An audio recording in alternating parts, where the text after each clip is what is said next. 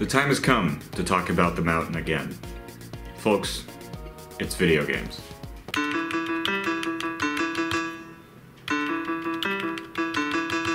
So last year I had an idea for a sort of theme. The first video that I put up in 2018 was about Celeste, a game based in climbing up a mountain, and later on I became enamored with an entirely different mountain, or selection of mountains, those in Downhill Domination for the PlayStation 2. Now, these two games are only brought together by the mountain.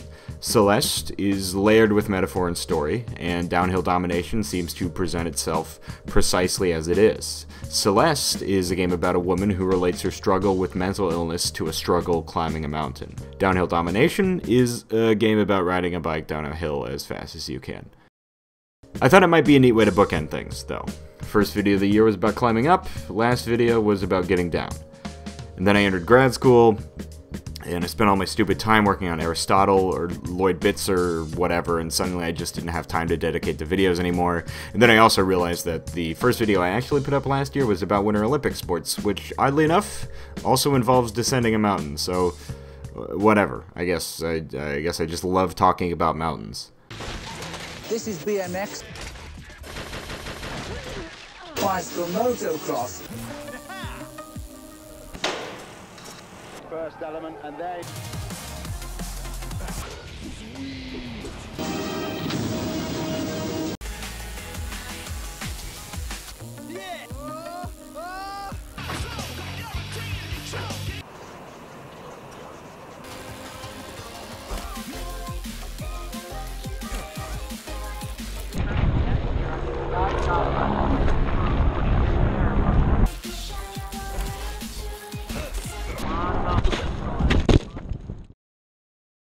Descenders is an early access video game that was officially released in February of 2018.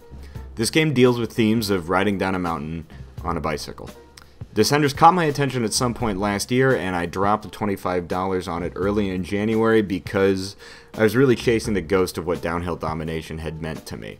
Flying down mountains, propelled by gravity, daring death to take me at every turn. It's something I'm probably way too cowardly to actually accomplish in real life. But at the same time, my playing of Downhill Domination straddled the time before and after perhaps the biggest risk I've ever taken. When I purchased and began playing Downhill Domination in early 2018, I lived in Lawrence, Kansas, near where I grew up, where I felt safe and comfortable. When I finished it in October of 2018, I lived in San Diego, California, where I still live now. Where I moved back in August, it was difficult to feel comfortable in a new place like this. I had some worries about what it would bring, and that being said, for the most part I've made it. It's one of those interesting things to consider when it comes to media that accompanies me during major life events. Downhill Domination really has no narrative theming or anything, and to, I'm sure, the vast majority of its player base, it means next to nothing emotionally. And maybe, or probably definitely, it was just the right thing at the right time in the right place for me. But I often find myself grasping tightly to media during times of personal upheaval. For instance, I remember in 2013, my freshman year of college, I listened to Moby's self-titled album and played RBI Baseball on an in-browser NES emulator nearly every day. I couldn't tell you why precisely, but they were what I needed at that point.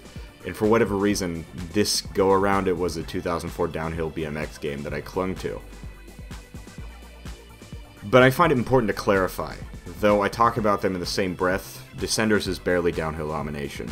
Though it captures some similarities. For one, you are on a bike and you do ride it downhill, and there's a striking aesthetic similarity between the crass commercialization of BMX that's represented by Downhill Domination through eBay and Mountain Dew logos that's matched almost precisely in Descenders, but with Twitch and Unity logos this time. And fittingly, the pop-punk of Downhill Domination is matched with trance music in Descenders, and I kind of feel like those two genres feel similar parts of a zeitgeist, right? But the main difference between Descenders and Downhill Domination lay in your goal. In Downhill Domination, you race to the end, fighting off opponents as you traverse, hoping to end up in first at the bottom of the mountain. But Descenders is pretty upfront about not necessarily being about who's fastest. You could treat it as much. There's this very small speedrunning community for the game, for instance, but a successful speedrun of Descenders appears to be completely bypassing anything that makes the game as enjoyable as it is, effectively holding down the right trigger and barely traversing the terrain. But the game says as much. This is not a race. You may get points for going at high speeds, but you don't have to do that. You can just as easily get points doing sick tricks, or making daring off-road decisions, and do just as well. But it's kind of interesting how this just kind of fell into place, right? In Downhill Domination, I never felt as if I had a real sense of control. I was always one wrong move from splattering against a rock or a tree, and my entire run being shot. There's this heightened sense of long-term anxiety in every race of Downhill Domination, that you might spend minutes, all of which go to waste, chasing this goal. And during July, when I first played the first extent of the game, I felt that echoed in my normal life. As months back home shrunk to weeks, shrunk to days in my relative comfort zone, I began to worry that certain mistakes would have similar drastic consequences. What if I were to forget something major on the move? What if I left something back in the old apartment that I'll never get back? What if I don't say goodbye to every person I truly care for?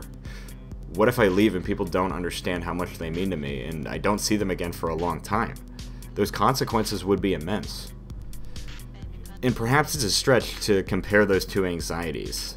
But it's different now. I feel comfort, control, efficacy in my life. If I mess up, things aren't necessarily unfixable, and that's actually echoed in Descenders.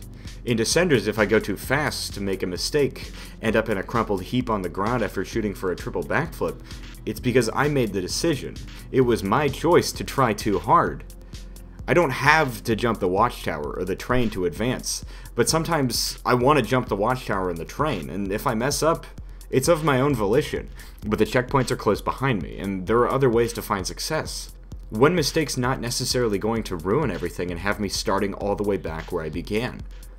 The Downhill Domination experience is intensive, challenging, it holds my full attention if I want to get anything done well, and the Descenders experience can be similar, and it can equally be much more mellow, depending on the choices that I make. I didn't intend for these two time periods in these two games to overlap thematically like this, but sometimes, I don't know, I find the right thing at the right time in the right place, and even if it doesn't immediately fit, I tend to find ways to make it fit anyway.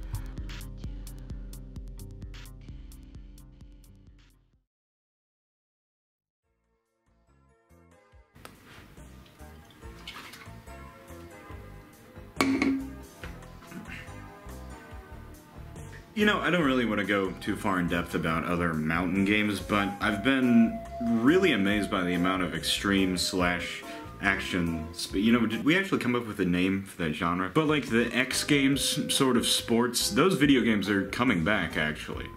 After Skate 3 in 2010 and SSX in 2012, we suffered from a little bit of what I'd like to call generic hibernation of the realistic extreme sports game. There was still the kind of cartoonish or 2D style. You know, you had Trials, which was strong all throughout that era. You had Ollie Ollie, which was pretty big in terms of indie gaming for a little while. A game I really enjoyed. A game that actually hurt me for a while. I had like a fucked up my thumb because I was playing it on the Vita, the first Ollie Ollie. Between about 2012 and when Steep came out in 2017, there really wasn't that sort of behind-the-back 3D SSX Tony Hawk style of game.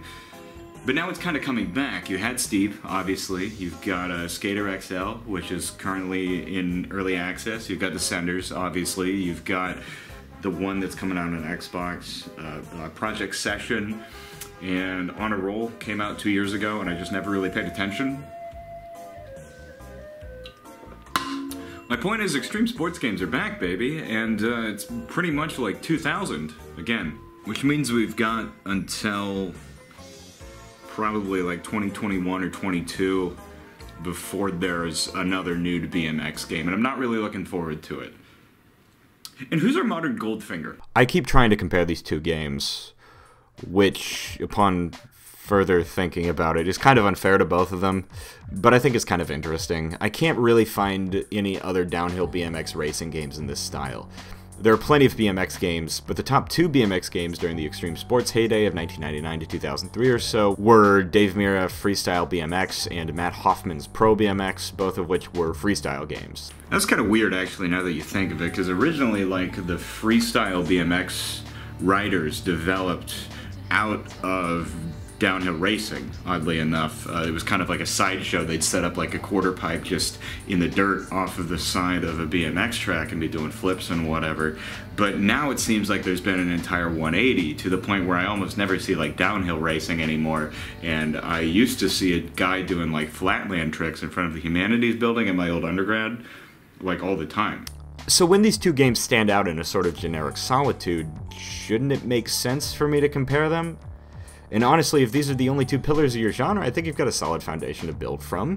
Neither game really belongs in gaming or even extreme sports gaming's canon, but they're both thoroughly enjoyable, and I've spent infinitely more time on Facebook Marketplace looking for a cheap BMX bike in the months since I've played these games than I did in the years beforehand. And maybe I just find it interesting how specific and sparse of a subgenre the downhill BMX racing game is.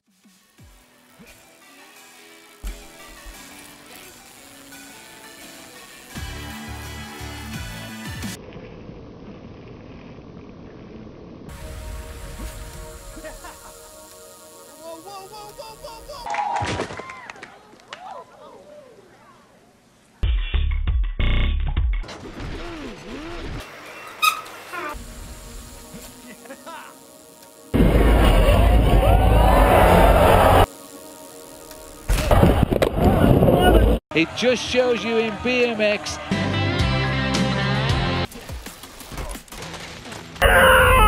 There really aren't any favourites. So I'm going to put a tweet up here from Twitter, like comics games person who goes by the name Colin Space Twinks. And I kind of see this as true. The heyday of tennis games was the PlayStation 2, obviously, but it was also really the heyday, well, I say obviously as if everybody knows that, but look at how many tennis games there are for the PlayStation 2. But the heyday of like this kind of niche individual sports games were really the PlayStation 2, Xbox, GameCube era, partially because the industry was so strong, partially because the PS2 was a successful console to the degree that we have not seen before and have not seen since and likely will never see again. But there was this middle tier of games that was so strong. Even if the games were pretty mediocre, they were like relatively well made and could simulate, well maybe not simulate or emulate the sport pretty well, but like they did a solid job. But those kind of niche sports games, they were everywhere. And the PS2 had this huge library flowing like the mighty Mississippi of games, just pushing out all these interesting, weird new ideas for games. And I think Downhill Domination was kind of a product of that. But when I think of it, a flow of games being pushed out practically every day from different niches, different genres, different styles of game, that kind of sounds like the Steam Marketplace right now. Even though, well, okay, the PS2 was like the mighty Mississippi, the Steam Marketplace is like, it's kind of hard to talk about like a mass inundation of water without like being extremely offensive now that I think of it and capitalizing on a major tragedy. But you see my point, there's kind of a similarity between these two eras, between the PS2 era that could produce a Downhill Domination and the now Steam era that could produce a Descenders. But maybe all that says something. Maybe the fact that there's a taste for, or at least a culture that supports the development of extreme sports games again shows that gaming has reached that sort of health, where games like these can come out again. And I suppose it could be other things, you know, maybe the crass commercialization that robbed extreme sports of the authenticity that made them cool in the first place has subsided to the degree that they're cool again. Maybe the people inspired by that wave of extreme sports games originally during the PS2 era are making games of their own now. Maybe just going down a mountain on a bike is great and really fodder for a video game. You know, I started writing the script not really knowing where it would end, not really knowing where it would go, and really only kind of knowing how to start. This is the least I've laid out a video script beforehand in a long time, and maybe that's fitting too. Maybe covering a game where you start at the top of a hill, travel through procedurally generated obstacles, and reach an end far out of sight from the player at the beginning of the run should inspire that sort of improvisation. And I found myself ending nearly every run in Descenders with a short wheelie. As soon as I'm a few seconds from the finish line, I bunny hop onto my back wheel and wheelie through the end of the level. Sometimes I roll through it, other times I overdo it, and I crash through it. Regardless, I reach the end.